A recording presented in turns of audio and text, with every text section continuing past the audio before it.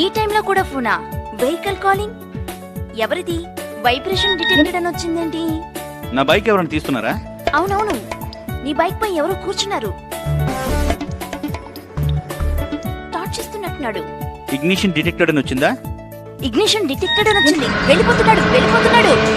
ఏంటి harsh breaking అని వచ్చింది? బ్రేక్ వేస్తే ఆగుతుందిలే. ఓవర్ స్పీడ్ లో వెళ్తున్నాడు. ఇటివ్వు, వారు ఎటు వెళ్తున్నాడో మ్యాప్ చూపిస్తా. అప్పనంగా దొరికింది కదా అని బైక్ కొట్టేద్దాం అనుకుంటున్నాడు. ఉండు, బ్రేక్ వేస్తాను. పద, వెళ్ళి బండి తెచ్చుకుందాం.